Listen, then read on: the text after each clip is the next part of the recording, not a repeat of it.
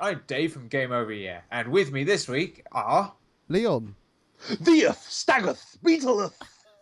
And this week we will be talking about the new titles that we can enjoy all together as one big happy family of love and peace. Peace and love. Peace and love. Armello is a digital role-playing strategy board game being developed by a good bunch of indie guys in Australia named The League of Geeks. And this is basically their first project. It is coming out on the PS4, Mac and Linux. The Deer God by Crescent Moon Games is a 3D pixel art game about reincarnation. You essentially play a deer going through new areas, avoiding wilderness creatures, and you're searching for all those little secrets. With procedurally generated landscapes, you're going to be able to experience the game in a different way each time, and so it looks like a pretty cool game. Metal Gear Solid: The Phantom Menace is about two Jedi trying to stop the Trade Federation. Along the way, they stop off on a nearby planet to pick up a 9-year-old boy who later turns out to be Darth Vader. Dave, it's Phantom Pain, not Phantom Menace. Oh, what? So there's no pod racing? There is no Darth Maul either. but thankfully, no Jar Jar Binks. There is a Jar Jar Binks! He's in a box. Living in a cardboard box. Metal Gear Solid 5, The Phantom Pain, which is actually Metal Gear Solid 11, technically, serves as a sequel to Metal Gear Solid 5 Ground Zeroes, which was effectively a demo, but they sold it as a real game. It's the continuation of the narrative established there, and a prequel to the original Metal Gear game itself. Back on the PS1, we all had to worry about Psycho Mantis checking out our memory card, and we had to put it in the other slot. Unfortunately, these days, we might be playing it on PC, and he might be able to see what's on our hard drive. He's going to see a lot of porn. Metal Gear Solid 5 is following in the grand tradition of arseholes, that's GTA style, for releasing the online game slightly later than the real game, so you can actually get something out of the solo campaign, then you can play multiplayer. No doubt it won't work for another year, but let's see what happens. People are worried that there's going to be online purchases for this game. Do not worry, they've got you covered. In 1 month's time, you'll be able to buy Box Simulator, Metal Gear Solid, the story. So if you wanted to walk around as a box, don't you worry, guys. You'll be able to do it. You've also got Troy Baker, who voiced the lead Booker DeWitt in Bioshock Infinite. He also did some of the stuff in Last of Us, and he's quite a famous character in the DC world when it comes to some of their animated films. Zombie Vikings is a 2D brawler from Zoink Games, coming out on PS4 and Steam. It's going to be much like Castle Crashers, because there is going to be 4-player co-op with online multiplayer. Cast your minds back to the dim and distant past of the 80s, where Mel Gibson ruled the roost as one of the greatest actors ever lived. Move forward now to Mel Gibson, one of the most hated actors ever lived, and a reboot of the film series. And now there is a game of the reboot of the movie, of the reboot. Awesome. The game will be coming out on all platforms, including Linux. So for those who have a server, you'll be pleased to know you can also play the game on that.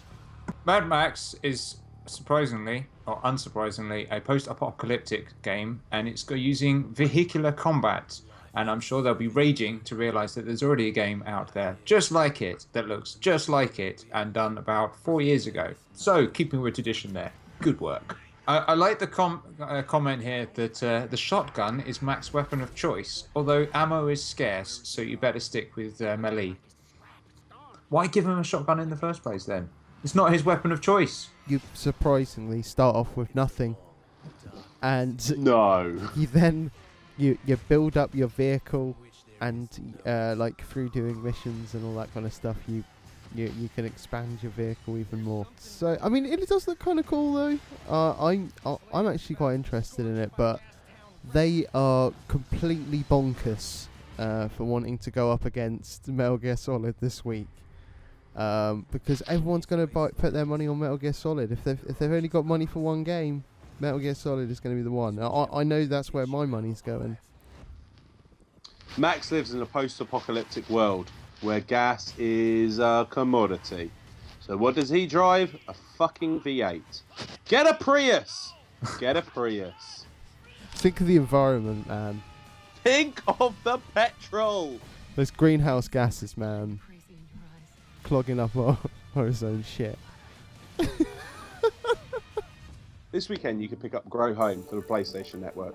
In Grow Home you play as Bud, which is not a reference to weed, a botanical utility droid. He's on a mission to save the home planet by harvesting the seeds of a giant alien plant. This is sounding more and more like a weed game the more we talk about this, Lil. On his quest, Bud will discover a beautiful world of floating islands and craziness, and he'll come across some rather strange plants and animals. Leon, this is definitely sounding more like a stoner game. Yep. Grow the giant plant and use your unique climbing abilities to reach ever higher ground. Getting high. Yeah, gotta keep getting higher. But be careful, one wrong move, it's a long way down. 420 plays it. 2 words that sum up my most favourite style of game is Metroidvania-like, and Xeodrifter is, of course, Metroidvania-like. So I am no doubt going to love this game. Xeodrifter is already out on Steam and the 3DS, and soon it will be yours to own on the PS4 and the Vita. You play a small dude who is running around the planet shooting slightly bigger dudes, and that's about it. You get to explore and shoot and explore, and there's nothing more that you need, really.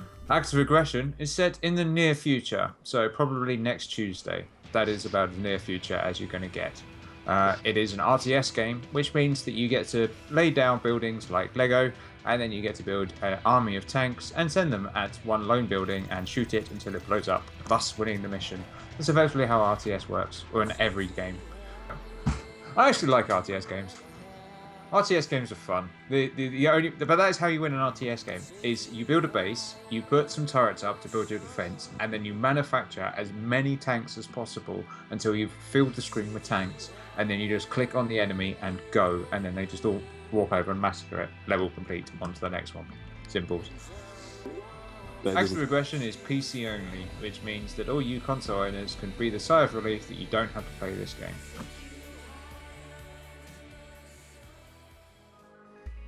So that's GameOverYear.net. Check us out, like, retweet, subscribe, do all the usual jazz. You must know us by now, otherwise you've been living in a box.